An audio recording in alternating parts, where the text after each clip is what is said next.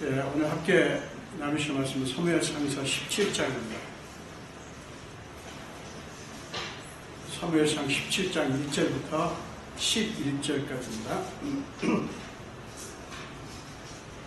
사무엘상 17장 1절부터 17절까지. 네, 우리 한 목소리로 함께 읽겠습니다. 블레셋 사람들이 그들의 군대를 모으고 싸우고자 하여 유다에 속한 소고에 모여 소고와 아세가 사이에 에베스다밈에 진침해 사울과 이스라엘 사람들이 모여서 엘라 골짜기에 진치고 블레셋 사람들을 대하여 전열을 벌였으니 블레셋 사람들은 이쪽 산에 있고 이스라엘은 저쪽 산에 섰고 그 사이에는 골짜기가 있었더라. 블레셋 사람들의 진영에서 싸움을 도두는 자가 왔는데 그의 이름은 골리앗이요 가드 사람이라. 그의 피는 6 한 뼘이요 머리에는 노트구를 썼고 몸에는 비늘 갑옷을 입었으니 그 갑옷의 무게가 놋 5,000세겔이며 그의 다리에는 놋 각반을 쳤고 어깨 사이에는 놋 단창을 메었으니 그 창자루는 벤틀채 같고 창날은 철 600세겔이며 방패된 자가 앞서 행하니라. 그가 서서 이스라엘 군대를 향하여 외치고 이르되 너희가 어찌하여 나와서 전열을 벌였느냐. 나는 블레셋 사람이 아니며 너희는 사울의 신복이 아니냐. 너희는 한 사람을 택하여 내게로 내려보내라. 그가 나와 싸워서 나를 죽이면 우리가 너희의 종이 되겠고 만일 내가 이겨 그를 죽이면 너희가 우리의 종이 되어 우리를 섬길 것이니라. 그 블레셋 사람이 또 이르되 내가 오늘 이스라엘의 군대를 모욕하였으니 사람을 보내어 나와 더불어 싸우게 하라 할지라. 사울과 온 이스라엘이 블레셋 사람의 이 말을 듣고 놀라 크게 두려워하니라. 아멘. 네, 제가 한 번 더 기도하겠습니다. 예수님 보십시오. 종이 오늘도 주님의 말씀을 전하라고 하는 명령을 받아 순종하고 말씀을 들고 주님의 사랑하는 자녀들 앞에 그리고 주님의 존재 앞에 섰습니다. 주님, 성령께서 임하사 제 속사람을 불러 태우시고 종의 입술을 정하게 하사 하나님의 말씀이 온전히 선포되는 은혜를 부어 주시옵소서. 감사드렸고 예수 이름으로 기도합니다. 아멘. 네, 오늘 함께 봉독하신 말씀으로 우리가 누구인가를 바르게 정의하라, 이런 제목으로 함께 은혜를 나누겠습니다. 여러분, 우리 각자는 나는 누구야? 나는 어떤 사람이야? 라는 누가 꼭 묻지 않아도 당신은 누구요? 라고 묻지 않아도 자기 자신에 대해서 나름의 정의가 있습니다. 나는 이런 사람이야. 근데 그때 내가 누구냐라고를 생각할 때 여러분들이 가장 흔히 사용하는 재료가 뭡니까? 여러분의 부모를 생각하고 여러분의 아내나 남편 그리고 여러분의 자식 또는 어떤 분들은 그 친족을 또 떠올리기도 합니다.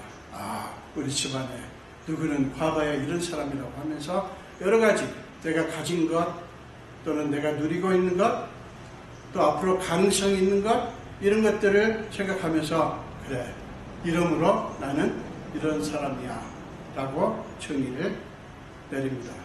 근데요, 여러분, 그 정의가 정확한 정의일까요? 여러분, 자기 자신에 대해서 정의를 내리는 게 되게 중요합니다. 내가 누구냐라고 하는 그 정의에 따라서 삶이 달라질 수 있기 때문이에요. 그런데 정의를 내리는 것도 물론 중요하지만 어떻게 내리는가? 그러니까 바르게 정의를 하는 게 되게 중요합니다. 여러분들이 여러분 자신을 누구라고 하는데 여러분들은 지금 바르게 올바른 그런 정의를 내리고 있다고 생각하십니까? 그런데요, 사실을 말씀드리자면 굉장히 대부분의 훨씬 더 많은 사람들이 자신에 대한 정의가 잘못되어 있다는 사실. 제가 20살 때입니다. 이제 교회 나간 지 바로 얼마 안 됐고 그럴 때인데 제가 여러 번 말씀드리자면 제가 다른 분 예를 들으면 좀 그럴 것 같아서 제 예를 듭니다. 그 폐결핵을 앓기 시작해서 이게 이제 집안에 엄청나게 집안이 가난했고요. 그래서 우리가 사는 곳이 서울에 옥수동이라고 하는 한자촌입니다. 무허가촌이에요. 지금은 다 없어지고 거기 한강이 저 멀리 내려다 보이는 곳이거든요. 풍광이 굉장히 좋은 곳인데 어쨌든 지금은 고급 아파트가 들어섰습니다. 근데 그때 우리가 살 때는 무허가촌이었어요. 언제 헐릴지 몰라요. 왜냐하면 무허가이기 때문에 언제 헐릴지 알 수가 없어요. 실제로 어떤 사람들은 헐릴 것을 대비해서 미리 나가신 분들도 있고 그런 곳인데 어마어마하게 가난하게 사는 데다가 폐결핵까지 걸리고 이게 말이에요. 이게 여러분 저 자신을 뭐라고 제가 정의를 할까요? 이게요 장남이에요. 우리 집에 장남이 뭐 어째요? 이게 부잣집 장남이면야 끝내주죠. 좋죠. 그게 꼭 좋은지는 모르겠지만 어쨌든 좋습니다. 근데 이렇게 가난한 집안의 장남 아무 소용도 없고요. 그 다음에 이게 나 자신에 대해 생각할 때 아무것도 이렇게 어떤 소망이나 혹은 의미를 가질 게 하나도 없더라고요. 그냥 자꾸 죽는 생각만 하는 거예요. 그런데 놀라 감사한 것은 그때 교회를 나간 지 얼마 안 됐고 1년도 안 됐어요. 1년이나 됐을까요? 그리고 이제 막 은혜가 임할 때입니다. 지금 저는 그때를 생각하면 만약에 그때 제가 예수를 믿지 않았더라면 저는 제가 가진 그렇게 내릴 수밖에 없는 그 정의를 붙잡고 거기에 맞춰서 저는 살았을 거예요. 어머니도 그랬고요. 송충이는 솔잎을 먹고 사는 거다. 모두를 너무 쳐다보지 마라. 모두를 너무 쳐다보지 마라. 네가 생각하는 그 나무는 모두를 갈 나무야. 제가 호떡 장사도 하고 어머니는 이제 다른 것도 하고 이럴 텐데 하여간 그때가 이 설교를 준비하면서 얼마나 떠오른지요. 예수를 믿지 않았으면 어땠을까 생각하면 오싹합니다. 등골이 오싹해요.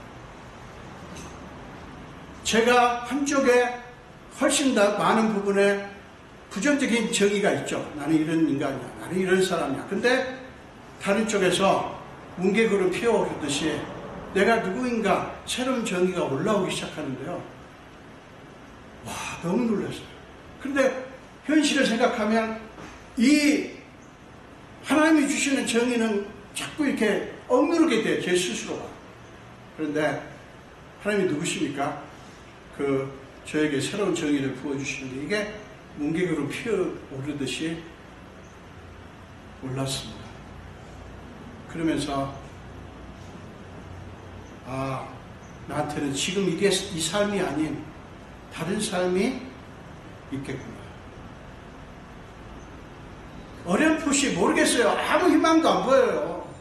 그때가 제가 학력이 초졸입니다. 초등학교 졸업장밖에 없을 때예요. 나이는 고등학교 졸업할 나이지 않습니까? 그런데 초등학교 졸업장밖에 없을 때인데 이게 그러니까 긍정적인 정의를 할 수 없는데 뭔지는 모르겠지만 이게 아니다. 하나님이 나를 내가 생각하는 것과 내 부모가 생각하는 것과 다르게 볼 것 같다 라는 그런 마음이 생기더라고요. 믿음이요 그렇게 놀라운 것입니다. 여러분 예수를 믿게 된 것이 여러분 이것보다 소중한 게 없어요. 여러분 네. 저처럼 예수 믿고 수임받은 사람 있을까요? 정말 그때 삶이 달라지기 시작했어요. 그래서 그때 검정고시 봐야지. 학교는 못 가지만 그렇게 생각을 했던 기억이 납니다. 여러분 너무나 많은 사람들이 심지어는 그리스도인이라고 하면서도 잘못된 정의를 내리고 거기에 맞춰서 자기를 살아가고 거기에 맞춰서 하나님이 누구신지를 판단하고 거기에 맞춰서 자기 삶을 살아가는 사람들이 너무나 많다는 사실이에요. 오늘 본문도 그렇습니다. 사울 왕과 이스라엘 백성들이 자기들이 누구인가 이 정의가 잘못되어 있었어요. 그렇기 때문에 오늘 이야기는 부정적인 그런 이야기를 우리가 가지고 교훈을 삼고자 하는 거예요. 자, 어느 날 늘 그랬듯이 블레셋이 이스라엘을 침공했습니다. 이스라엘은 늘 블레셋에 침공을 받고 늘 시달렸어요. 한두 번이 아니에요. 계속적으로 블레셋은 이스라엘을 괴롭힌 그런 민족입니다. 오늘 본문은 그 블레셋과 이스라엘의 두 진영이 대치하고 있는, 아직 전투가 벌어지지 않았어요. 대치하고 있는 이야기를 오늘 본문은 우리에게 보여줍니다. 이번 싸움의 특징은 실제로 전투가 벌어지기 전의 이야기를 우리가 다루고도 있지만, 특징은 골리앗 진영에 새로운 변수가 생긴 거예요. 그게 뭐냐면 골리앗이라고 하는 거인 장수가 이 블레셋 진영에 있는 거예요. 이 본격적으로 전투가 벌어지기 전에 블레셋에서 이 골리앗 장수가 등장을 합니다. 성경은 그를 싸움을 도두는 자라 이렇게 말을 합니다. 그리고 본문은 바로 4절부터 7절까지 그에 대한 기다란 설명이 나옵니다. 여러분, 성경 저자가 강조하는 것이죠. 이 골리앗을 강조하는 게 뭐겠어요? 이스라엘 백성들에게 닥친 문제가 얼마나 심각한가 하는 것을 보여주는 거고, 겁을 내기에 충분하다는 걸 보여주는 거 아닙니까? 자, 긴 설명이 나와요. 그의 키는 6규빗 한 뼘이요. 이게 무슨 얘기냐면 대략 2m 90cm 정도 되는 것입니다. 엄청나게 큰 키예요. 우리 여기 2m 되시는 분 없잖아요. 우리 황근석 형제님이 아마 우리 교회에서 지금 제일 키가 크실 것 같은데 2m는 아니죠. 근데 2m 90이라는 키 한번 생각해 보세요. 그 다음에 머리에는 노트구를 썼고 몸에는 비늘 갑옷을 입었으니 그 갑옷의 무게가 놋 5,000세겔이며, 여러분 노트 자체도요 무거울 텐데 비늘 갑옷의 무게가 놋 5,000세겔이에요. 그러면 이 무게가 57kg 정도 됩니다. 자, 290cm나 되는 키에 57kg라고 하는, 그렇게 넘는 갑옷까지 입은 장수니 여러분 그 위험이 얼마나 대단하겠습니까? 설명은 계속 이어집니다.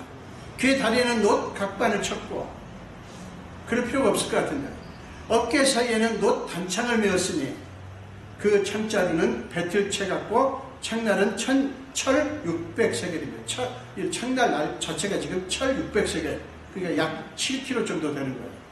그러니 그 놋 단창이 얼마나 큰가를 짐작할 수가 있죠. 그의 우람한 체구와 무장 상태만 봐도 누구나 겁을 집어먹기에 충분했습니다.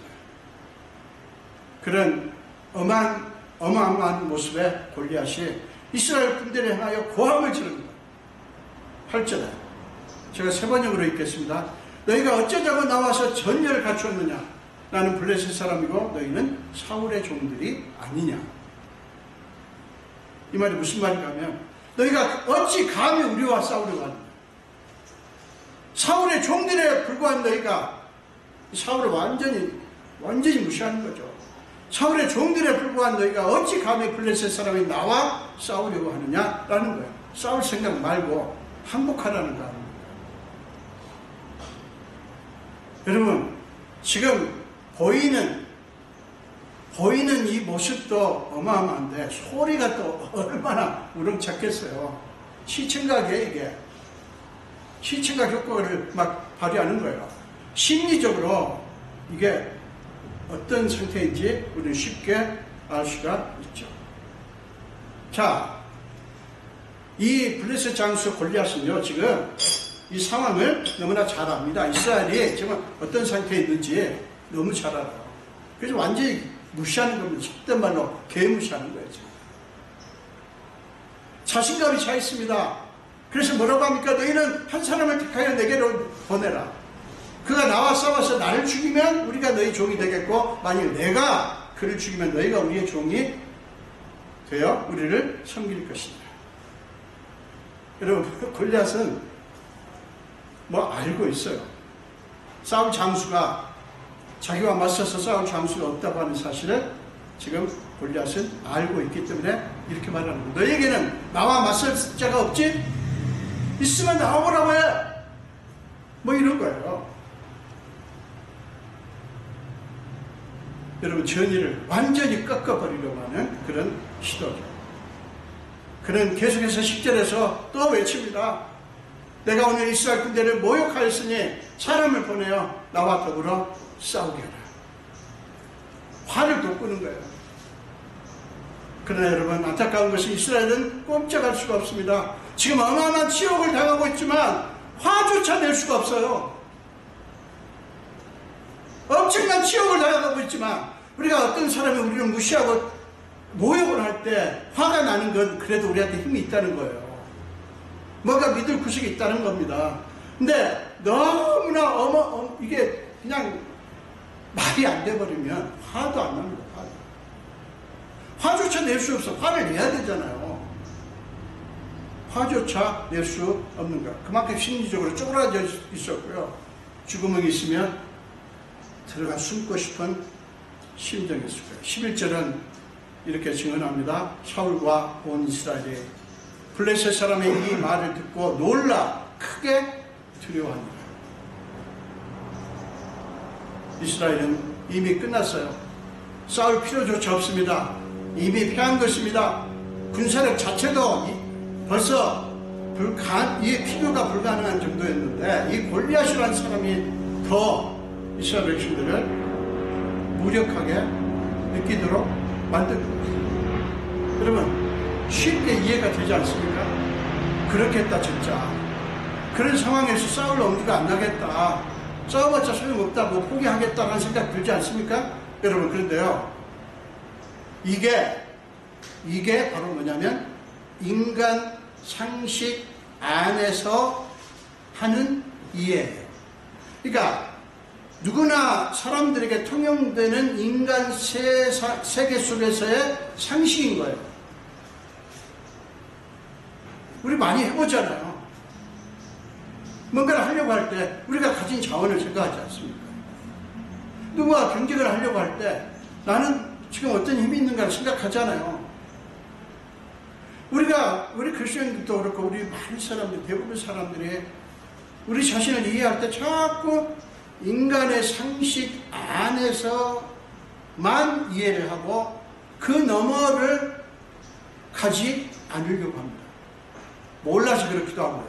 예수 믿지 않는 사람들은 몰라서 그렇기도 하고, 심지어는 예수 믿는 사람도 아는 것 같으면서 실제로 문제를 만나면 항상 인간의 상식 안에서 머물러 있어요. 여러분, 우리가 누굽니까? 그리스도인이에요. 우리에게는 그것과 다른 세계가 있어요. 다른 세계가 있다고요. 무슨 세계입니까? 인간 상식을 뛰어넘는 하나님의 세계예요. 우리는 그 세계를 믿고 바라보는 사람들입니다. 저는 너무 많이 봐요. 예수 믿는 게 분명한데, 신앙 고백도 있는데, 자기 자신을 이해하고 자기 자신 앞에 부닥친 문제를 생각할 때는 언제나 자기 상식 안으로 쏙 들어가 버려요. 두더기가 땅속으로 숨어버린 듯이 보통 때는 좀 가슴을 펴고 이러다가 그냥 위기 만나면 쏙 들어가 버립니다.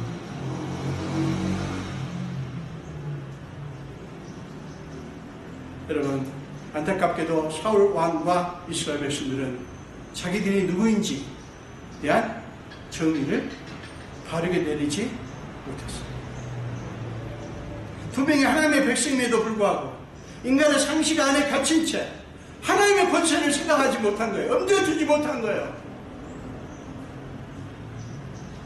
여러분, 마태복음 14장 22절부터 33절을 보겠습니다. 읽지는 않겠습니다. 화면에 뜨면 그냥 말씀해 보십시오. 여기 보면 이제 이 사건이 이게 이 14장이 어떻게 나오냐면 이제 오병이의 기적이 있은 후에 예수님은 산에 들어가서 따로 이제 기도를 하시고 먼저 제자들을 호수 건너편으로 보냅니다. 근데 제자들이 호수를 건너가다가 엄청난 폭풍을 만납니다.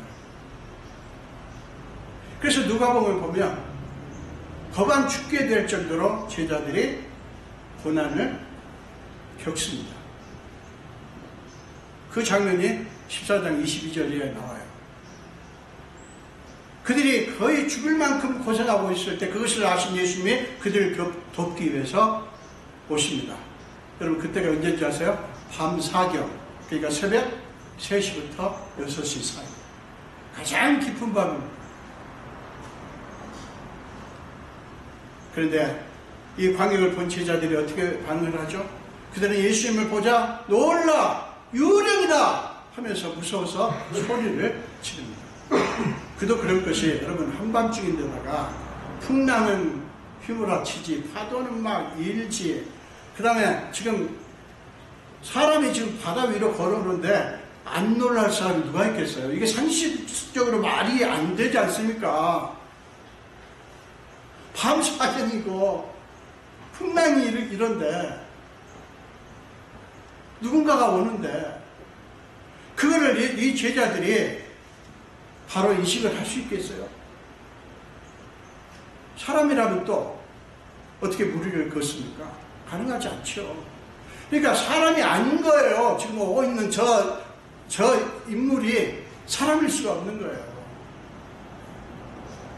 근데 여러분 마태복음 14장 27절에 보면 예수님께서 그들을 향해서 즉시 외칩니다. 안심하라, 나니 두려워하지 마라. 자, 이거를 헬라어 원어, 헬라어 성경이나 영어 성경이나 또 현대인의 성경으로 보면 이렇게 됩니다. 나다! 무서워하지 말고 안심하라. It is I, 나다! I am, 나다! 이런 거예요. 예수께서 다짜고짜 나다라고 외칩니다. 이 순서가 맞아요. 이게 원어기도 하고 그게 더 임팩트가 있습니다. 강한 영향력이 있어요. 안심하라. 뭐 그것도 나쁘지 않지만 먼저 예수님은 냅다 나다라고 소리를 지릅니다. 여러분 예수님이 이 지금 상황이 급박함을 압니다. 그리고 예수님은 이 제자들에게 필요한 것이 내가 누구인지를 아는 것이라는 것을 예수님이 아신 거예요. 자, 그리하여 제자들의 두려움은 사라졌습니다. 한밤중이라는 시점이 바뀐 것도 아니고 풍랑이 멈춘 것도 아닙니다.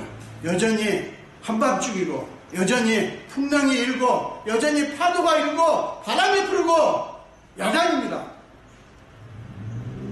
그러나 그들의 두려움이 사라졌어요. 왜요? 한 가지만 바뀌어졌죠? 예수님이 그들에게 오신 거고 그분이 유령이 아니라 주님이시라는 사실을 확인한 거예요. 참 여러분, 우리에게 바로 이 주님이 필요합니다. 상황이 바뀌기를 원합니다. 여러분의 상황이 좋게 변하기를 축원합니다. 그러나 자꾸 상황 타령하지 맙시다. 우리 좋기를 바란다니까요. 여러분의 상황이 잘 풀리고 편안하시기를 축원합니다. 근데 그렇지 않아도 그렇지 않는 일이 많거든요. 인생에 풍랑이 안 끝나고 있잖아요. 어떤 분들에게 부르닥치고 있는 풍랑은 끝이 안 보여요. 끝날 것 같지가 않아요. 그러면 그만둬야 됩니까? 아니에요. 아니에요. 보세요. 제자들의 상황이 바뀌어서 두려움이 사라진 것이 아니라 예수님께서 오셔도 모르면 어떡해요? 예수님이 지금 우리한테 열심히 오십니다. 근데 여러분들이 예수님이 오신 걸 잘 모르잖아요. 인식이 안 되잖아요. 그래서 우리를 향해서 아무개야, 그래, 네가 네 고통을 안다. 왜 눈물을 안다. 너가 왜 그렇게 코가 빠져있고 왜 낙심해 있는지 안다. 예수님께서 나다라고 끊임없이 우리한테 말씀을 하시지만 우리에게 그 소리가 안 들리는 경우가 얼마나 많아요. 여러분, 소리가 안 들리는 거 너무 자책하지 마십시오. 그게 우리의 한계예요. 그게 우리의 문제입니다. 그리고 예수님께서 포기하실 것 같습니까? 아니요. 주님은 계속해서 여러분의 심령 속에 나다! 말씀을 하십니다. 전 여러분, 우리가 보이지 않든 또는 들리지 않든 상관없어요.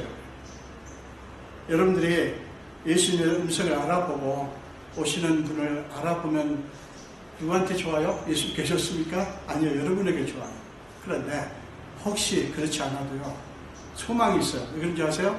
예수님이 우리한테 오시는 걸 멈추지 않으실 거고요, 우리한테 나다! 라는 외침을 멈추지 않을 것이기 때문에 우리 포기하지 않습니다. 하나님 우리를. 여러분들이 코가 빠져 있으면 여러분들이 힘든 건 안타깝지만 하나님은 포기 안 해요. 그냥 그렇게 기대하십시오.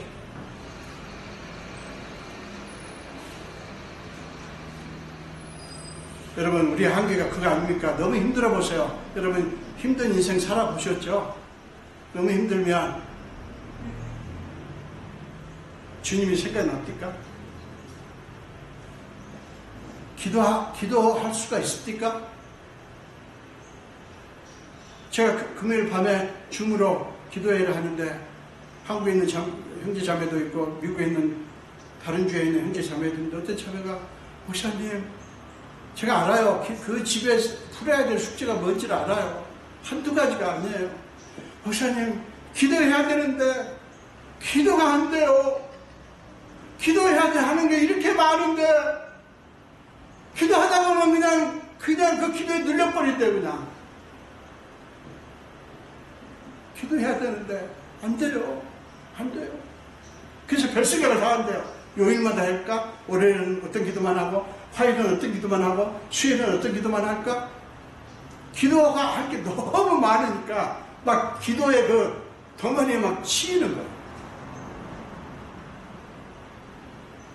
그 얘기 들으면서 얼마나 가슴이 아픈지.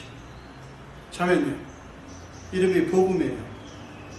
부모님들 얼마나 믿음이 좋으신지. 애들 이름은 복음, 창대, 하여간 굉장히 멋있는 이름을 지어주셨어요. 거기다가 성씨가 원이에요. 원복음이에요, 이 자매가.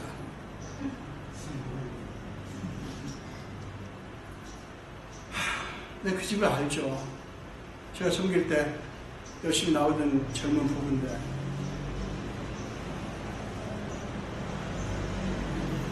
얼마나 가슴이 미어지는지.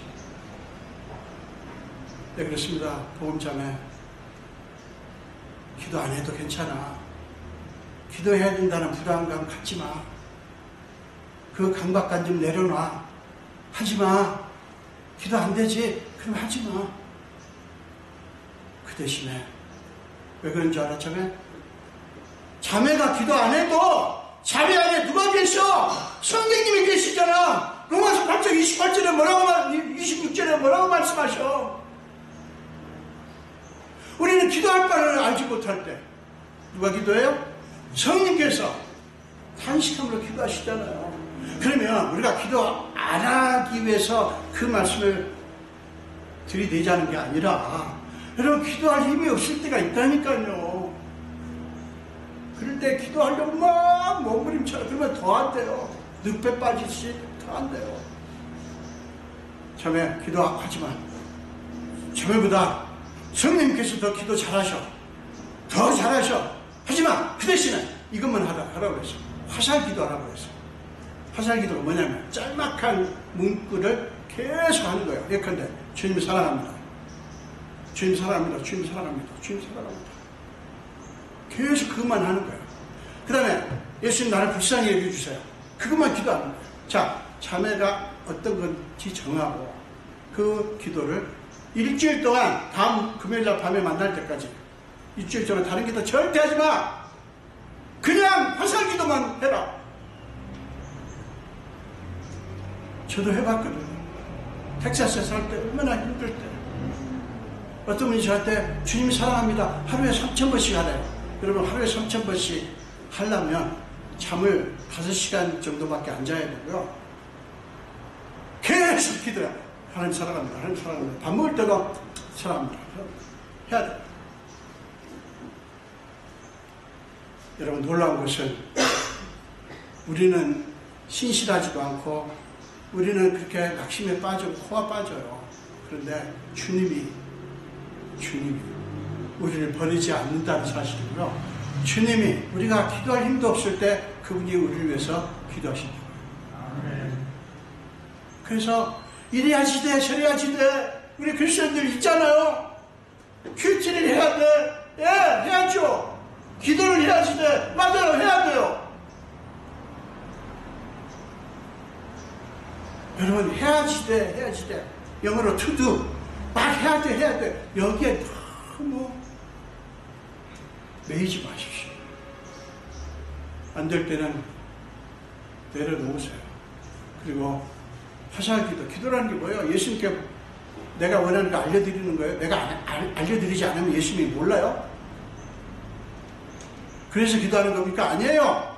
기도는 하나님과 가까워지는 거예요. 친밀해지는 거예요. 하나님의 주권을 인정하는 것입니다. 그게 기도예요. 그러면 화살기도 얼마나 좋은 겁니까? 주님 사랑합니다. 주님 사랑합니다. 3,000번은 너무 많고요. 1,000번을 할 수 있어요. 1,000번. 얼마나 주님 앞에 집중하는 겁니까? 우리가 기도를 하면서 우리가 범하는 실수가 뭔지 아세요? 기도를 주님께 막 해요. 하면서 우리의 초점이 어디로 갑니까? 우리가 원하는 것으로 가요. 그래가지고 어떻게 변질이 되냐면 원하는 것이 그냥 모든 게 되어버리는 거예요. 누가 모든 게 돼야 돼요? 예수님. 우리 하나님이 우리한테 모든 것이 돼야 돼요. 그러자고 기도하는 거예요. 제가 지금 기대가 됩니다. 다음 금요일날 이 자매가 어떻게 무슨 얘기를 할지 기대가 되는데, 여러분, 우리는 너무 힘들면 주님 찾는 것도 잘 안 되고요. 그냥 진이 빠져요. 여러분, 우리 그리스도인들이 좀 멍 때릴 줄 알아야 돼요. 뭔 얘기냐면, 안 될 때는 그냥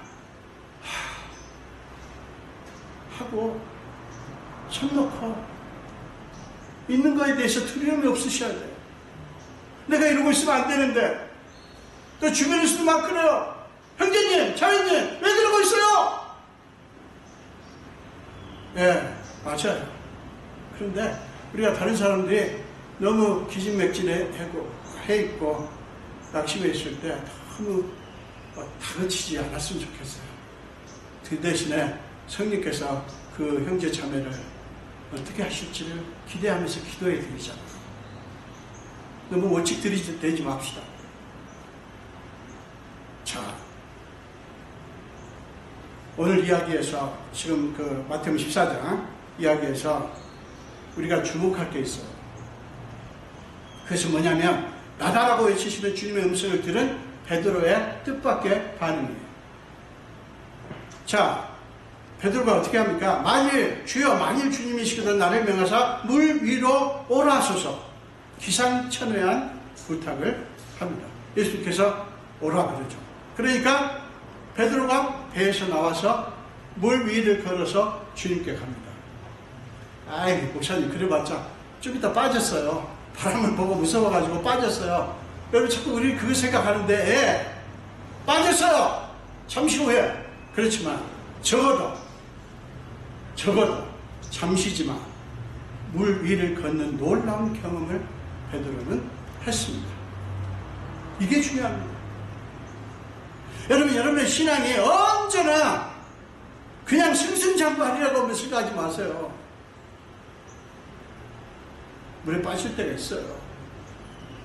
그래도요, 빠지지만 다시 일어나서 주님 손잡고 가고 또 일어나고 이게 자꾸 쌓이면 여러분 믿음의 추억이 생깁니다. 그래, 주님이 그때 그렇게 하셨어, 이렇게 하셨어, 저렇게 하셨어. 쌓입니다. 이게 얼마나 좋은 건지 아십니까? 자, 여러분, 우리가 이 이야기에서 주목할 것은 베드로가 풍랑 속에서도 배 밖으로 나갈 산식 밖의 생각을 했다는 거예요. 지금 바람 붑니다. 파도는 어마어마합니다. 난립니다. 바뀐 게 하나도 없어야지. 그런데 예수님인 걸 알고 주님을 향해서 가는 그 열정, 그 사랑이 얼마나 강한지 그게 생각이 안 나고 배 밖으로 나갈 생각을 했다는 거예요. 왜요? 예수님 때문에. 무엇이 베드로를 그렇게 만들었어요? 예수님이에요. 나라고 부르시는 예수님. 예수님이 베드로 하여금 인간 상식 밖의 세계를 꿈꿀 수 있게 해준 거예요. 인간 상식 밖의 세계를 꿈꿀 수 있게 해줬다고 예수님이. 저와 여러분에게 그런 역사를 예수님이 하십니다. 여러분, 우리는 그럭저럭 밥 먹고 살고 그럭저럭 사는 삶이 아니라 이렇게 능력 있는 삶을 살아야 될 존재예요. 여러분, 오늘 제가 주보 여러분에게 질문했습니다만 다윗의 이야기를 좀 이 사울과 비교를 해보겠습니다. 시편 18편 29절에 보면 끊임없이 사울에게 쫓기던 다윗이 이렇게 외칩니다. 시편 18편 29절에 내가 주를 의뢰하고 적군을 향해 달리며 내 하나님을 의지하고 담을 뛰어넘나이다. 여러분 보세요. 지금 다윗은 도망자 신세지만 이렇게 외칩니다. 내가 주를 의뢰하고 적군을 향해서 달리며 내 하나님을 의지하고 담을 뛰어넘나이다. 이 권세가 도대체 어디서 온 겁니까? 도망자 다윗에게는 내가 주를 의뢰한다, 내 하나님을 의지한다고 하는 믿음의 고백이 있었어요. 그게 그의 권세였어요. 여러분, 다윗이 인간적으로는 아무런 힘이 없어서 권력자 사울을 피해서 정처 없이 도망다녔지만 그는 참된 힘의 원천이 어디에 있는가를 알았어요. 어디에 있습니까? 시편 18편 1절에서 그는 고백합니다. 나의 힘이신 여호와여, 나의 힘이신 여호와여, 내가 주를 사랑하나이다. 여러분의 힘이신 여호와여. 그는 권력자인 사울이 아니라 하나님을 의지했던 거예요.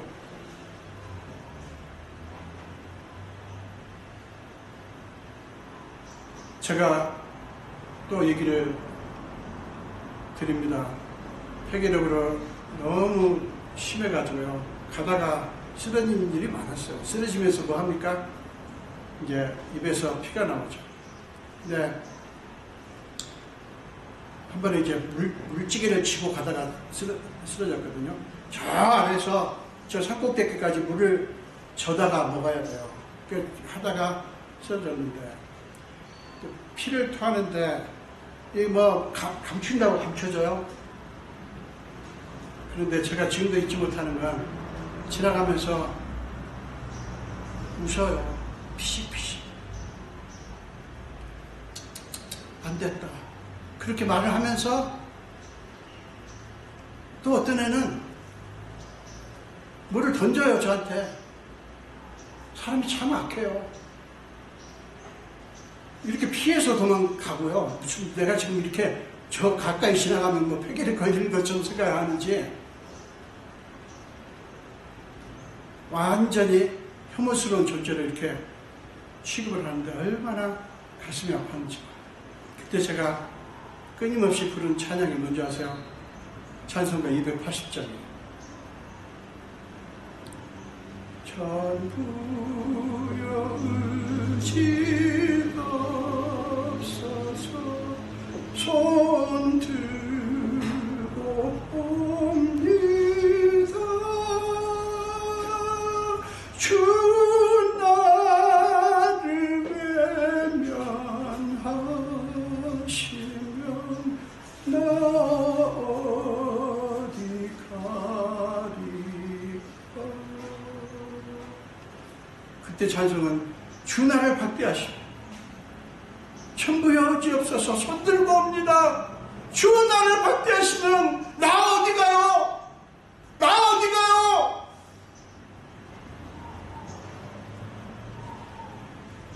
얼마나 이 찬송을 부르면서 얼마나 부른지. 정말 천부의 의지 없어서가 그때처럼 처절하게 느껴진 적이 없어요. 여러분에게 그런 마음이 있습니까? 의지할 분이 그분밖에 없는 것. 고통스럽죠. 의지할 분이 주님밖에 없는 것 고통스럽지만 그래도 그게 좋습니다. 우리가 무엇인가 다 있을 때, 여러분이 많은 것 갖고 있을 때 그래도 천국에 의지 없어서 손 들고 옵니다. 주 나를 외면하시면 내가 어디 가겠습니까? 이 믿음의 고백이 있었으면 좋겠어요. 아멘. 시편 79편 13절에서 시편 저자는 이렇게 고백합니다. 우리는 주의 백성이요 주의 목장의 양입니다. 우리는 영원히 주께 감사하며 주의 영예를 대대에 전하리이다. 그는 이렇게 노래합니다. 우리는 주의 백성이요 주의 목장의 양이다. 여러분 그렇습니다. 우리는 그의 백성입니다. 그분의 목장의 양입니다. 그것들 외에는 어떤 것도 여러분이 누군가를 설명해 주지 않아요. 골리앗이 이스라엘 백성들에게 너희는 사울의 신복이지? 이게 무슨 얘기지 합니까? 사울을 완전히 졸로 보는 거예요. 아주 우습게 여기는 거예요. 그런데 너희의 왕 사울을 보아라. 내 앞에서 꼼짝도 못하지 않느냐 조롱하는 거예요. 여러분 이 세상에 수많은 골리앗들이 있습니다. 그래가지고 우리를 향해서 조롱을 쏟아냅니다. 야, 너 뭐냐? 네가 의지하는 사람들 봐라. 도대체 뭐냐? 조롱합니다. 어마어마하게 조롱을 쏟아냅니다. 여러분 우리가 의지할 분들이 있죠. 우리 아내도 있고 남편도 있고 자식도 있고 부모도 있고. 여러분 그런데요 우리가 의지하는 분들, 의지하는 그 존재들 영원합니까? 아니에요. 그렇지 않습니다. 우리가 있을 때는 우리가 의지할 분들하고 잘 지내시면서 그분들이 제공하는 자원들을 누리십시오. 그러나 여러분, 여러분의 부모도, 여러분의 아내도, 남편도, 자식도 우리가 믿고 의지할 존재는 아니라는 사실이에요. 여러분 보세요. 너는 다 사울의 신복 아니냐 너희는. 사랑 여러분 기억하십시오. 우리는 많은 한계를 지닌 사람의 종이 아니라 만물의 주인이신 하나님의 자녀라는 사실입니다. 아멘. 이것으로 그들의 조롱을 맞받아치십시오. 다윗은 사울 왕에게 수도 없이 쫓기는 불안한 순간마다 다윗은 계속해서 하나님은 나의 목자라는 사실을 고백했습니다. 여러분 우리가 잘 아는 시편 24편 보세요. 여호와는 나의 목자시니 내게 부족함이 없으리로다. 그가 나를 푸른 초장에 누이시며 쉴만한 물가로 인도하시는도다. 여호와는 나의 목자시다. 그 고백으로 다윗은 사울 왕의 위협을 이겼습니다. 자 여러분, 여러분들이 살아가면서 수많은 골리앗들이 여러분에게 고함을 지르고 겁박을 할 때가 있을 것입니다. 그런데 기억하십시오. 그때 기억하십시오. 이사야서 40장 6절부터 8절까지 해서 이렇게 말씀합니다. 모든 육체는 풀이요 그의 모든 아름다움은 들의 꽃과 같으니 풀은 마르고 꽃은 시들면 여호와의 기운이 그 위에 불미라. 이 백성은 실로 풀이로다. 풀은 마르고 꽃은 시드나 우리 여호와의 말씀은 영원히 서리라. 그렇습니다. 그들의 모습이 아무리 어마무시하게 보여도 그들은 한낱 풀과 같은 존재일 뿐이에요. 그들은 마릅니다. 그들의 영광도 그들의 권세도 아무리 화려하고 아무리 어마어마해도 상관없습니다. 다 시들 것이고요. 다 무너질 것들입니다. 참 여러분, 우리는 이 하나님을 믿습니다. 그러므로 이 세상의 골리앗들이 우리의 선한 목자이신 골리앗들이 아니라 선한 목자이신 우리의 주님만을 주목하실 수 있기를 바랍니다. 이사야 선지자의 말을 더 한번 들어보세요. 이사야서 40장 11절입니다. 그는 목자같이 양떼를 먹이시며 어린 양을 그 발로 모아 품에 안으시며 젖먹이는 암컷들을 온순히 인도하시리로다. 이게 온순히 인도한다는 말이 뭐냐면 부드러운 손길로 아주 자상하게 세밀하게 인도하신다는 뜻이에요. 여러분 사람들이 그런 분들이 있죠. 어쩜 그렇게 자상하신지. 내 마음을 어쩌면 그렇게 알고 긁어주시는 분들이 있어요. 아내나 남편이나 자식이나. 예? 얼마나 좋습니까? 근데 하나님이 그렇게 자상하게 인도하신다는 얘기예요. 여러분, 바로 이 하나님이 우리 하나님이시고 우리는 그분의 자녀입니다. 아멘. 여러분에 대한 다른 소리, 다른 정의에 절대로 속지 마십시오. 사람들이 여러분 대해서 뭐라고 하면 그들은 아무것도 아니에요. 풀에 불과해요. 풀에.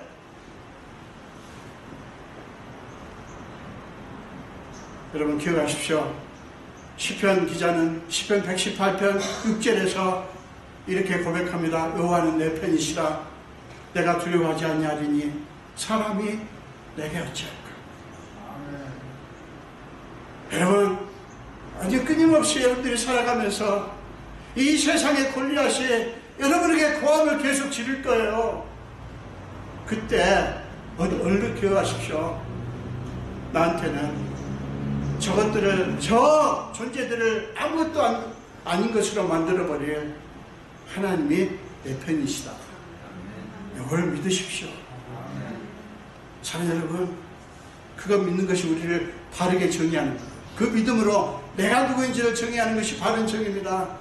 이 믿음에 다른 무엇으로도 여러분들을 정의하지 마십시오. 하나님이 여러분 편이십니다. 여러분의 부모나 자식이나 여러분의 배우자들이 여러분 편이 안 될 수도 있어요. 괜찮아요. 괜찮아요. 왜요? 하나님이 우리 편이니까. 우리 모두에게 이 믿음이 충만하시기를 주님의 이름으로 축원합니다. 아멘. 기도하겠습니다. 예수님 감사합니다. 오늘 또 우리를 주의 전으로 불러주시고 함께 말씀을 나누게 하신 주님, 오늘 우리는 사울과 이스라엘 백성들이 하나님의 백성임에도 불구하고 잘못된 자신들에 대한 정의 때문에 아무것도 아닌 풀과 같은 존재에 불과한 골리앗과 블레셋을 두려워서 벌벌 떤 모습을 보았습니다. 아닙니다. 우리는 압니다. 그것들은 하나님 앞에 아무것도 아닌 것을 믿습니다. 하나님이 우리 편이시니 사람이 절대로 우리를 어찌할 수 없는 것을 믿습니다. 우리의 성도들이 이 믿음으로 자신을 정의하면서 이 세상을 보게 하여 주옵소서. 감사드렸고 예수 이름으로 기도합니다. 아멘.